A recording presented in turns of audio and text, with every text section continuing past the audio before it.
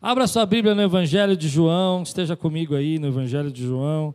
Agora eu vou sair do chat, se você puder também fechar o teu chat um pouco aí, para a gente ouvir a palavra. Depois você liga no final, a gente tem um momento especial.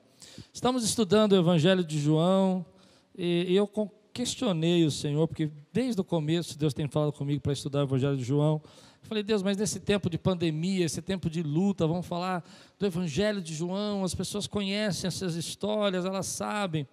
E fazendo uma pesquisa sobre o Evangelho de João, aprendi algumas coisas. Uma delas é que durante muito tempo na história da igreja, o capítulo 2 de João, até o capítulo 11 de João, era conhecido como o livro dos milagres de Jesus. E quando eu vi isso, eu falei, agora eu entendi, nós estamos precisando de milagres. O Senhor precisa fazer milagres. E a gente vai estar estudando esses milagres.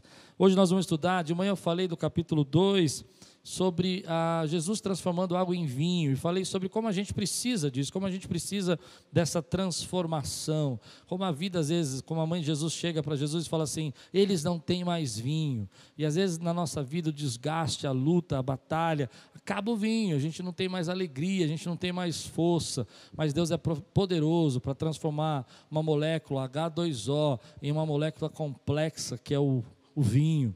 Ele é poderoso para fazer isso em instantes, Ele é poderoso para fazer isso em segundos, Ele é poderoso para fazer isso acontecer, porque João quer nos mostrar que Deus é soberano sobre toda a criação. Esse é o capítulo 2, ele está avisando a gente que Jesus não é apenas um homem, Ele é o Filho de Deus, Ele é Deus, Ele é soberano sobre toda a criação. Agora, à noite nós vamos falar de um dos textos que muita gente nunca percebeu, eu mesmo não tinha percebido até pouco tempo, até agora essa semana, que alguns estudiosos dizem que Jesus purificou o templo 2 vezes, porque nos sinóticos, a Bíblia, Mateus, Marcos, Lucas, o texto da purificação do templo está lá perto da última semana de vida de Jesus. Já aqui nesse texto de João coloca no começo do ministério de Jesus. Ele vai até dizer que depois do terceiro dia, que seria o 7º dia daquela primeira semana, onde Jesus encontrou Natanael e encontrou todas essas pessoas, ele vai ele vai para Cafarnaum e lá ele vai viver essa experiência aí de purificação do templo. Esse é o texto. Vamos levantar a nossa Bíblia bem rápido. Já coloquei você dentro do capítulo 2 agora. Quem está aqui, fala alto, porque eu quero ouvir você gritando agora e dizendo, essa é minha Bíblia. Eu sou o que ela diz que eu sou. Eu tenho o que ela diz que eu tenho. E eu posso o que ela diz que eu posso. Abrirei meu coração. Deixarei a palavra de Deus entrar e nunca mais serei o mesmo. Amém. João capítulo 2, Jesus vai purificar o templo. Tema de hoje, aquete o templo. Diga comigo aí, aquete o templo, silencie o templo. Depois disso, ele desceu a Cafarnaum com sua mãe, seus irmãos e seus discípulos. Ali ficaram durante alguns dias. Quando já estava chegando a Páscoa judaica, Jesus subiu a Jerusalém e no pátio do templo viu alguns vendendo bois, ovelhas e pombas e outros assentados diante da mesa, trocando dinheiro. Então ele fez um chicote de cordas e expulsou do templo, bem como as ovelhas, os bois, espalhou as moedas dos cambistas e virou as mesas aos que vendiam pombas, dizem, tire estas coisas daqui, parem de fazer da casa do meu pai um mercado. Seus discípulos lembraram-se que está escrito, o zelo pela tua casa me consumirá. Então os judeus lhe perguntaram, que sinal milagroso o Senhor pode mostrar-nos, como prova da sua autoridade, para fazer tudo isso? Jesus lhe respondeu, destruam este templo, e eu os levantarei em 3 dias. Os judeus responderam, este templo levou 46 anos para ser edificado, e o Senhor vai levantá-los em 3 dias, mas o templo do qual ele falava era o seu corpo. Depois que ressuscitou dos mortos, os seus discípulos lembraram-se do que ele tinha dito.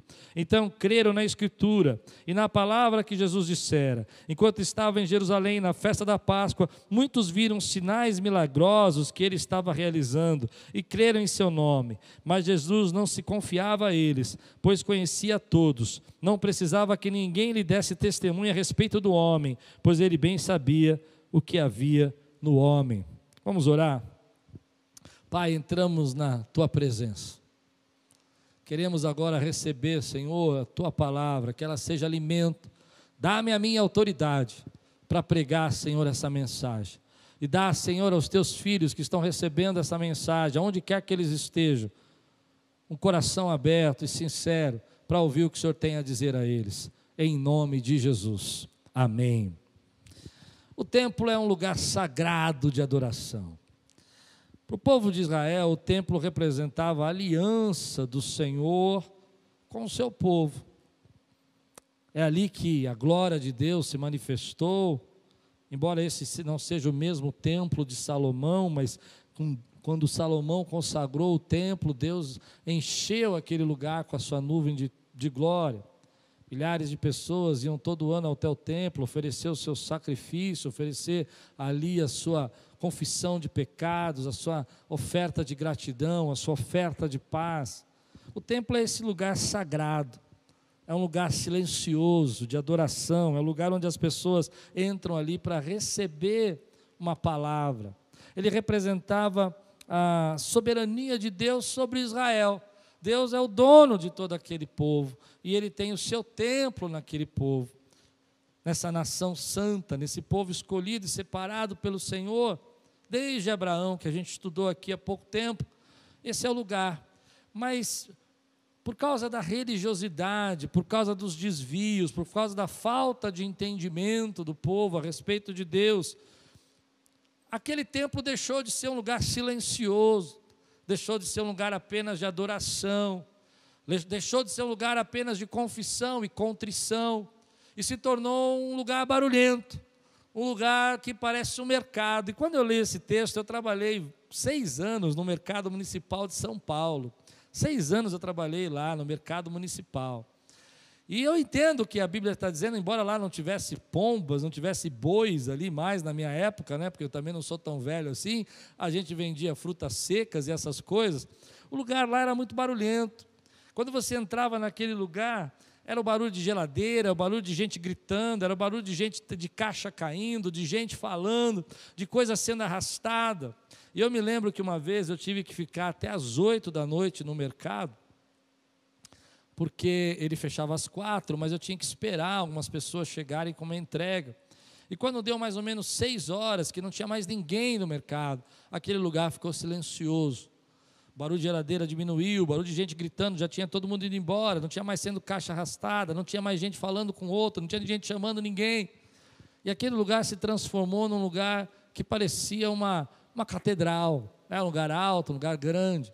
E ali, quando eu vejo esse texto, eu me lembro disso, eu me lembro dessa experiência. Jesus entra no templo e tem balidos, tem mugidos, tem barulhos de pomba, tem gente arrastando, tem cambista fazendo troca, tem vendedor querendo vender. Vem cá, eu tenho um preço melhor para você, vem aqui, minha pomba é mais santa que a pomba dele, vem cá.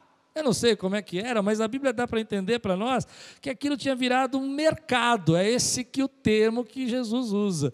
Vocês fizeram da casa do meu pai um mercado. E João quer mostrar para nós 4 lições sobre isso. Eu quero declarar sobre sua vida, mostrar quatro coisas a respeito de Jesus, 4 atributos de Jesus. Por isso que João vai mostrando para nós que Jesus é o Filho de Deus, Jesus é o Rei da Glória.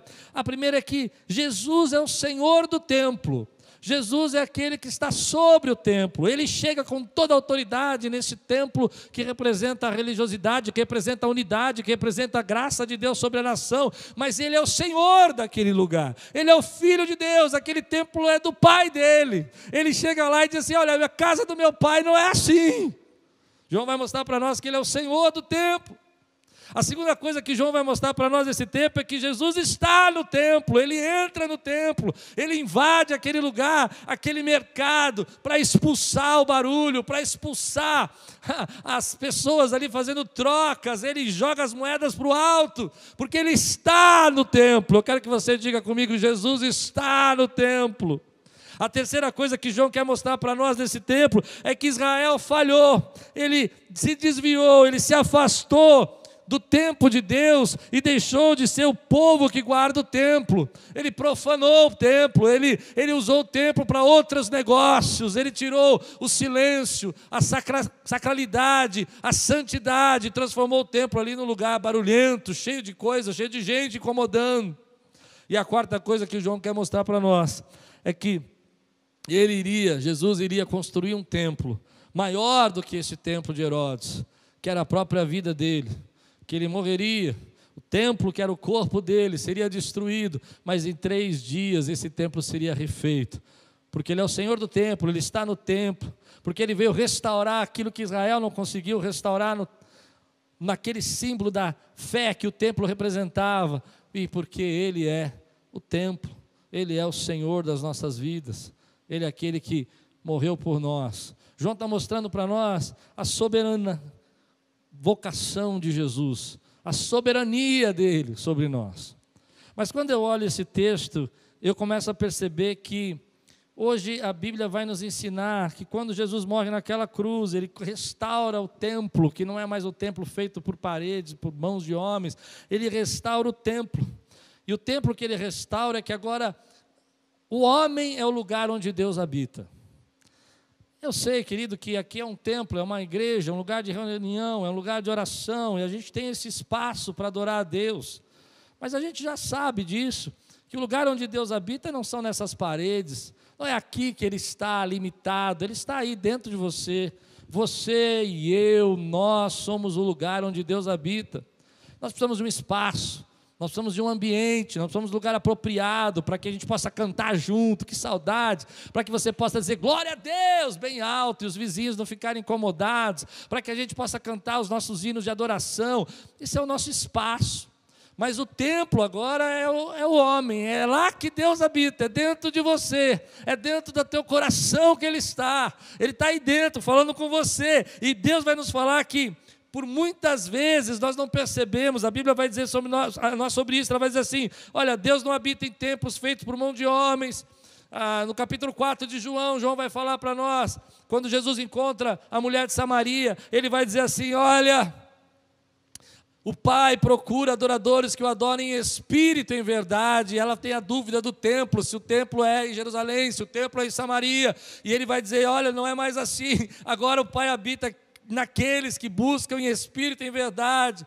O apóstolo Paulo vai dizer para nós que nós somos o templo do Senhor, a habitação dEle, a casa, a morada dEle, e nós sabemos disso.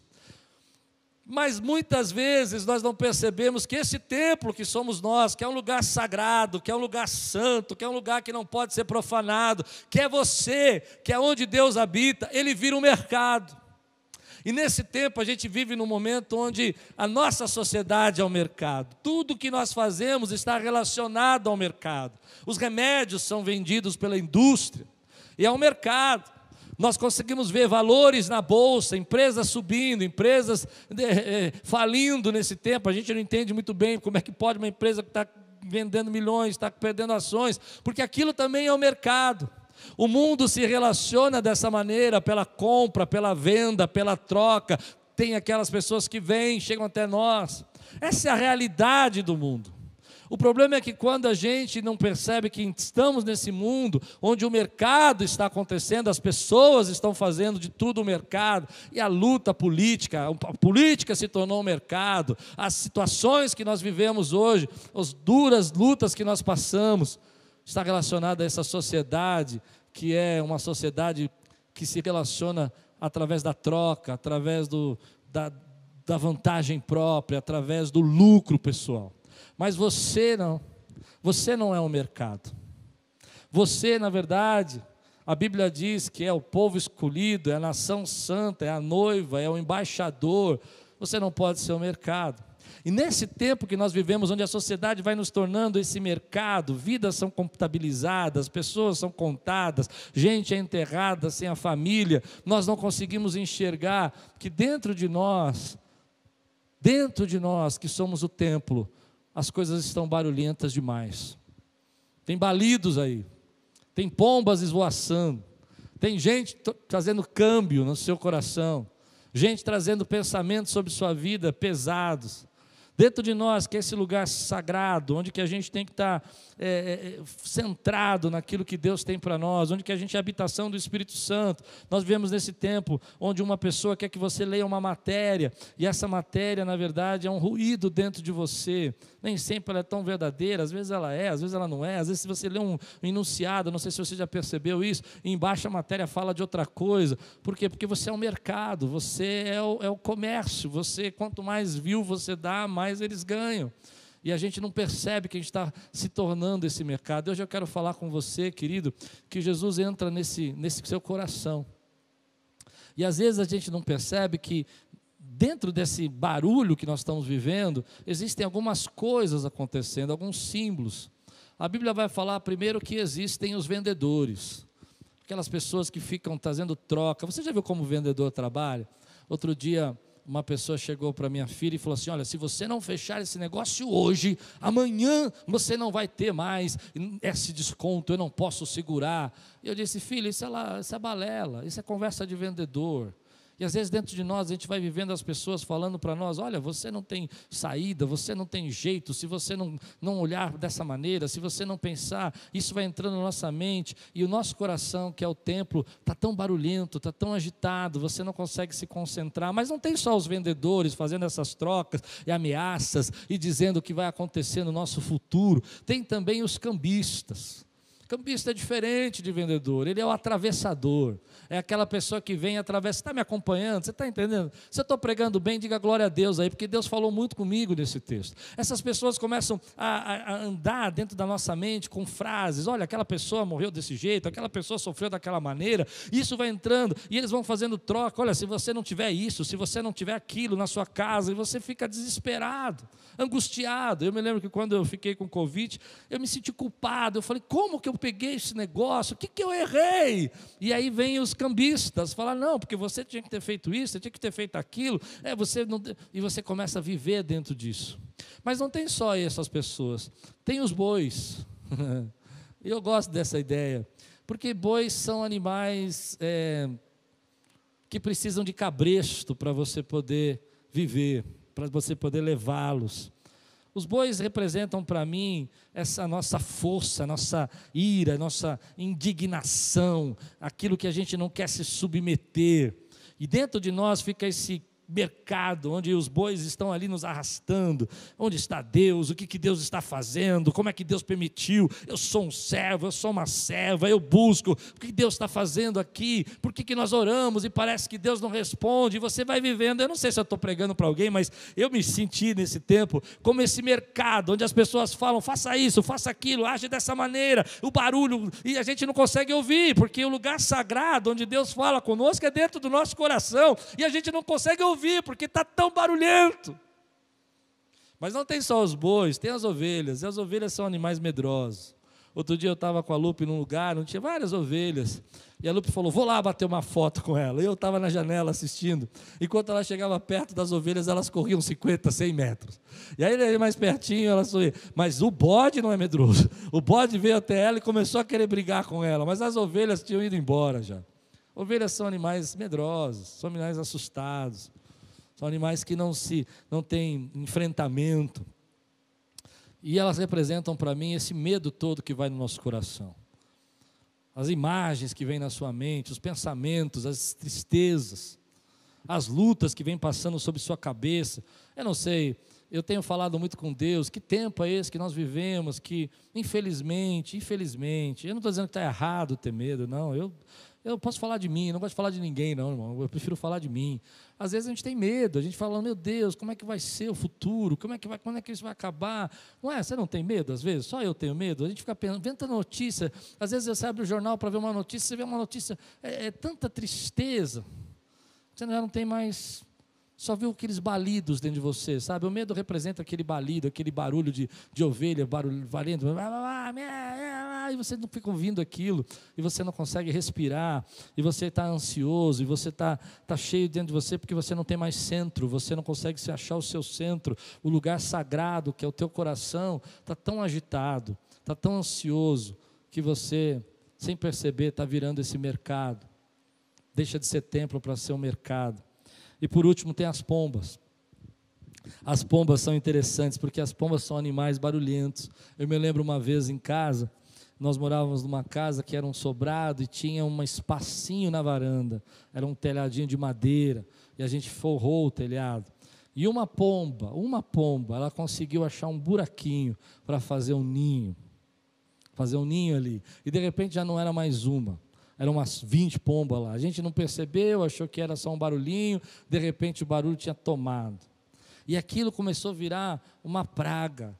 O barulho, a gente entrava no quarto, elas saíam agitadas, elas batiam na madeira, elas faziam um barulho que a gente não sabia o que é, e a gente começou a ficar com medo e tivemos que tirar todo aquele telhado, e foi uma tristeza aquilo, porque elas representam para nós esse esvoaçar dos nossos pensamentos, onde a gente não consegue firmar o nosso pensamento em Deus, não consegue firmar o nosso pensamento naquilo que Deus tem para nós. Querido, nós não somos esse mercado que o mundo quer que nós sejamos. Nós não somos um número, nós não somos uma quantidade de pessoas enfermas, nós não somos essa troca, essa confusão. Nós somos um templo onde Jesus habita, um templo onde Deus está. E eu quero hoje ter a autoridade que Jesus teve para entrar nesse templo, que é você, no seu coração, e dizer: olha, basta, chega, aquieta o teu coração. Você precisa de um tempo para se encontrar com o Senhor. É hora de você expulsar esses pombas aí que te fazem barulho o tempo todo na sua mente. É hora de você expulsar essas ovelhas que estão aí amedrontadas, os pensamentos mais medrosos, mais assustadores. É hora de você pôr para fora essas rebeldias, essas indignações, e deixar Deus ser soberano na tua vida, a parar de entrar na conversa das pessoas que querem fazer trocas e querem dizer que você não é um templo, você não é sagrado. Quando eu digo templo, eu digo nessa expressão: você não é sagrado, você não é, querido, você não é apenas um número, Deus te chama pelo nome, você não é apenas uma pessoa, Ele conhece você desde o ventre da sua mãe. O Salmo diz que antes de você nascer, Ele já tecia você, Ele já conhecia. E o Salmo diz que desde o ventre da sua mãe, antes de você ser formado, quando ainda você era informe, diz a Bíblia, você era informe, Ele já tinha contado os teus dias, já tinha determinado a sua vida. Quando você ainda era nada, Ele já sabia, Ele já tinha escrito no livro da vida a tua história. E é interessante que, às vezes, a gente precisa expulsar isso dentro de nós. Como Jesus fez, girar a mesa, querido, jogar para o alto, dizer: chega, basta, eu quero voltar a ter a minha paz, eu quero voltar a entender que, é claro que a gente sofre com o sofrimento dos nossos irmãos, mas eu preciso me encontrar, eu preciso ter saúde para vencer esse tempo. Eu preciso, não é sendo um mercado que eu vou encontrar a minha saúde, mas é sendo um templo, é sendo sagrado, que eu vou encontrar força para vencer isso. É interessante que João vai mostrar para nós que Jesus está no templo. E se Jesus está no templo, que é você, tudo isso que está dentro de você tem que sair agora. Tudo isso que o mundo quer que a gente seja tem que sair. Sabe como eu creio verdadeiramente que quando a gente ajoelha, entra na presença de Deus e a gente ora, a gente deixa de ser esse barulho todo para ouvir uma voz, que é a voz do Senhor. E quando Deus fala conosco, os nossos medos vão embora. Se Jesus está no templo, Jesus está dentro da tua vida, e Ele está no templo, Ele está cuidando.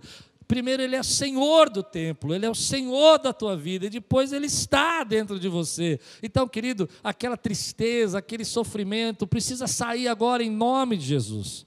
Eu creio que quando Jesus está ali, Ele está falando assim: filho, essas palavras não prestam mais para você, esses pensamentos não prestam mais para você, essas ideias não servem mais para você, eu tenho coisas novas para fazer na sua vida, eu tenho esse vinho novo, e você precisa pôr tudo isso para fora agora. Você não vai aguentar se você ficar carregando tudo isso dentro de você. Eu sou o Senhor do teu tempo, que é você, eu sou o Senhor da tua vida, e a Bíblia diz que o zelo que Ele tem por você, Ele tem zelo pela tua vida, Ele tem zelo por nós, Ele zela pelo templo. Se Ele zela pelo templo, não é o templo físico, não é esse prédio, Ele zela por você.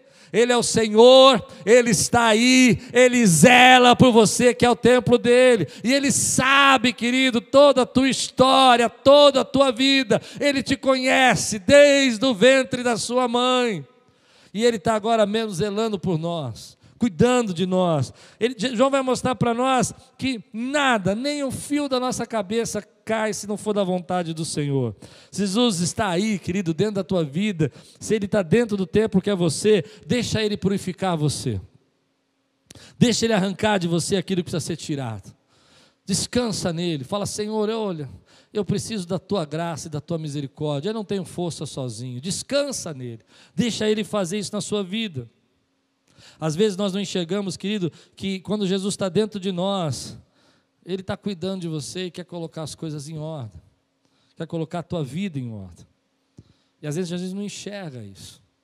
Eu creio que Ele está zelando por essa igreja, eu creio que Ele está zelando pelas nossas famílias, eu creio que Ele está zelando pelos nossos filhos, eu creio que Ele está zelando por essa casa de oração, mas eu creio também que Ele está zelando individualmente por cada um de nós, que somos o corpo dEle, o templo dEle nesse tempo.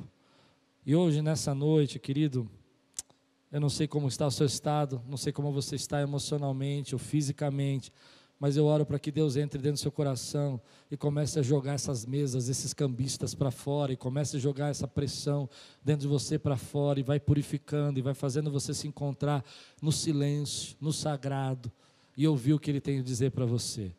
E uma das coisas que eu escuto muito Deus dizendo: eu tenho uma aliança com você, você é meu filho, você é minha ovelhinha, eu cuido de você. Deixa Ele pôr para fora agora, querido, deixa Ele trazer paz no coração. A Bíblia diz que a paz de Deus, que excede todo entendimento, inunde o nosso coração. Eu oro para que Deus nessa noite, Ele pegue essas mesas, esses cambistas que estão fazendo essas notícias, esses pensamentos, jogue tudo isso fora dentro de nós, e só fique uma voz dentro de você, a voz do Espírito Santo falando comigo e com você, dando direção, dando saída. Eu não quero que eu, que sou o templo, meu coração que é o templo, vire um mercado, vire uma bagunça, vire um jogo de religiosidade e troca, mas que seja um tempo de graça, um tempo de Deus falar comigo: Senhor, está difícil, e Ele dizer para mim: continua, filho, nós não somos daquele que retrocedem. É interessante que João capítulo 2, versículo 23, depois desse tudo que aconteceu, diz assim João: enquanto estava em Jerusalém na festa da Páscoa, muitos viram sinais milagrosos que Ele estava realizando e creram em seu nome. Como eu disse, há duas histórias sobre esse texto. Muitas pessoas, eu acredito que não há problema nenhum, porque ela teria uma diferença de 3 anos, seriam duas purificações do templo, uma no começo do ministério, outra no final. Mas alguns estudiosos acham que, na verdade, João só realocou a história em uma data diferente, para a gente poder entender que Ele era o Senhor do templo. Eu não sei qual das duas, não encontrei uma resposta que me satisfez. Mas quando você lê esse texto aqui, se for o mesmo encontro, em Mateus 21, versículo 14, diz assim: os cegos e os mancos aproximaram-se dele no templo e ele os curou. É interessante você pensar nisso, porque se João está querendo mostrar que Ele é o Senhor do templo, o templo também é um lugar onde a gente expõe a nossa dor. O templo é um lugar onde os sinais e maravilhas acontecem. Aqueles homens vinham cegos e coxos e mancos e olhavam para Jesus e expunham a sua dor, e Jesus fazia milagres. O que João está dizendo para nós é que a soberania de Deus é que nós podemos expor a nossa dor ao Senhor, e Ele pode fazer milagres na nossa vida. Expor a nossa dor, querido, é olhar para esse tempo e dizer assim: Senhor, olha, eu sei que o Senhor está na minha vida, eu sei que o Senhor está aqui comigo, que eu sou o templo onde o Senhor habita, mas está doendo, meu casamento está doendo, a minha saúde está doendo, as minhas finanças estão doendo. Podemos gritar como Ele gritou na cruz: Eli, Eli, lama sabactani, por que o Senhor me desamparou? Deus meu, por que me desamparaste? E expor a nossa dor. expor a dor daquela mãe que está preocupada com seu filho, que está começando a ficar tão dentro de casa, que já está dando sinais de estresse, expor aquela mãe, a dor daquela mãe, que está clamando pela sua casa, que acredita que ela está desmantelando nas suas mãos, expor a dor daquele pai que não sabe como vai sustentar os seus filhos, como é que vai ser o futuro, se ele vai ter trabalho, expor a dor, que o lugar do templo é o lugar onde a gente expõe a dor. Eu me lembro que quando o primeiro dia que nós abrimos, depois do primeiro lockdown, algumas pessoas me ligaram e disseram assim, mas por que você abriu? Com qual autoridade você abriu? E no primeiro culto que Deus tinha tocado meu coração para abrir, tinha pouquíssimas pessoas aqui, acho que menos de 70 pessoas. E nós abrimos e começamos a pregar. E eu fiz um apelo no final. Você que estava pensando em se suicidar, fica de pé, eu quero orar com você. E naquele culto, naquele lugar, 6 pessoas levantaram aqui, expuseram a sua dor. E quando nós expomos a nossa dor para o Senhor, as nossas marcas, aquilo que nós estamos cocheando, aquilo que nós não conseguimos enxergar, aquilo que não podemos ver, aquilo que não podemos andar na direção correta, Deus tem cura para nós, Deus tem resposta, Deus faz o milagre. Hoje eu desafio você a expor a sua dor a Ele, dizer, Senhor, eu não aguento mais, está muito difícil, eu estou me sentindo sozinho. E aí, enquanto esses homens mostravam aquilo que Deus estava fazendo e mostravam para ele aquilo que eles precisavam, Jesus, na sua palavra, diz que nesse momento cura a vida deles. E eu creio que Deus está curando a nossa vida, porque Ele é o Senhor do templo, Ele está no templo, Ele não habita em templo feito por mãos de homens, mas habita dentro de você, Ele está aí com você. E quando você expõe a sua dor, Ele zela pelo templo que é você. Aleluia. Expõe a sua dor a Ele, querido. Se tiver que chorar, chore. Se tiver que se derramar, derrame. Se tiver que dizer, porque Ele tem algo a fazer nesse tempo. Aqueles homens que estavam no templo expuseram a sua dor a Ele e eles eram curados. E eu creio que nesse tempo Deus está desafiando a gente a pegar a nossa família, pegar nosso esposo, pegar nossos filhos, orar junto, expor a nossa dor, expor aquilo que a gente está passando. Sabe, mãe, você que está preocupada com seu filho, expõe a tua dor, Ele zela pela tua casa. Sabe, pai, você que está preocupado com a saúde, como é que você vai sustentar, e se você pegar esse negócio, como é que vai ser? Expõe a sua dor, Ele cuida da sua casa, Ele cuida da sua família. Eu confesso que eu não tenho todas as respostas, mas todas as vezes que eu expus a minha dor ao Senhor, Ele me deu a resposta. Eu confesso que muitas vezes eu não soube o que fazer, mas todas as vezes que eu expus a minha dor a Ele, Ele me deu a direção, porque Ele zela por mim e por você, Ele zela pelo seu templo. Que Deus venha agora no seu coração e expulse aí os pensamentos de derrota, de tristeza, e te traga o centro de novo, te traga para dentro daquilo que Ele quer falar com você nesse momento. Logo depois que isso aconteceu, aqueles homens começaram a ficar maravilhados com aquilo que Jesus fazia. Mas João vai terminar o capítulo de uma maneira interessante. Ele não vai terminar dizendo que Jesus ficou feliz e que Jesus ficou empolgado, o templo purificado, as pessoas crendo e milagres acontecendo.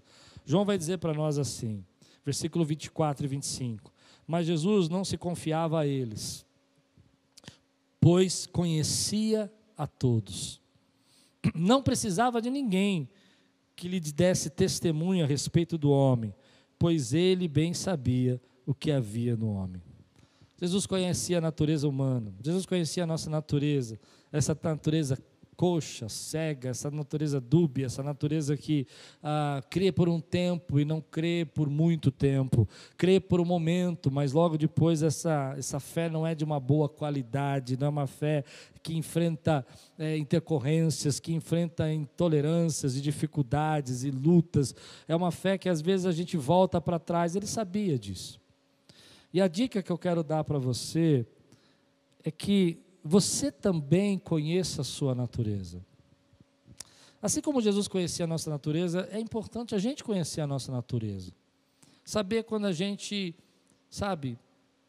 quando pega mais, quando bate mais pesado, quando a gente sofre mais, quando a gente tem mais tribulação. E quando a gente conhece a nossa natureza, a gente precisa levar isso ao Senhor, sabe? Sabe que aquele lugar que vai pegar em você, e que se aquilo acontecer, vai mal. Conhece a sua natureza e consagra ela ao Senhor. E diz: Pai, eu não quero ser assim. Eu não quero deixar que a minha natureza seja levada, deixar que a minha natureza seja um problema. Eu sei que o Senhor conhece a minha natureza humana, sei que o Senhor sabe como às vezes eu tenho dúvidas, o Senhor sabe como às vezes eu não enxergo a Tua mão, mas eu oro para que hoje o Senhor possa aquietar o meu coração, aquietar o templo que sou eu. Que Jesus entre na tua vida e aquiete o teu coração nessa noite. Que essa natureza que luta contra aquilo que Deus está falando com você, vença a voz de Deus. Que Ele possa hoje entrar dentro de nós e aquietar a nossa alma e falar: filho, eu já preparei o que você precisa. Filho, eu já fiz tudo o que você precisava para vivenciar esse tempo. Eu já te dei tudo o que você precisa. Filho, eu já te dei condição. Filho, eu já fiz algo na tua vida que você não esperava. Às vezes a gente enxerga isso e diz: bom, mas como é que eu vou aquietar o meu coração? Sabe o que eu creio? Não é a gente que aquieta, é Jesus que expulsa os vendilhões. Não somos nós que temos força para dizer: fica calmo. Aliás, dizer fica calmo só deixa eu mais irritado. Quando a pessoa chega para mim e fala: fica calmo, aí eu fico nervoso. Eu falo: estou calmo. Mas quando a voz do Senhor fala conosco, só de ouvir a voz, os medos vão embora. Aquieta o teu coração. Ei, Ele está jogando cambistas para fora. Ele está colocando para fora da tua vida o medo, a insegurança, os balidos, as palavras de morte, as coisas que as pessoas dizem fora de hora, para que você possa ouvir aquilo que Ele tem a dizer para você. Quero terminar assim. Jesus é o dono do templo, que somos nós. Ele está no templo, que é você. E Ele zela pelo templo dele, que é você. Ele guarda o templo dele, que é você. E Ele cuida desse templo, que é você. Então, nessa noite, em nome de Jesus, aquieta o teu coração. Você não é um mercado, você é sagrado. Você não é um número, você é precioso. Você não é apenas uma pessoa numa lista de espera. Você, na verdade, é filho. Ele conhece o seu nome. Ele te chama pelo nome. Ele te formou antes de você nascer. Ele já sabia a tua história e já escreveu no livro da vida. Aquieta teu coração. Aquieta esse templo.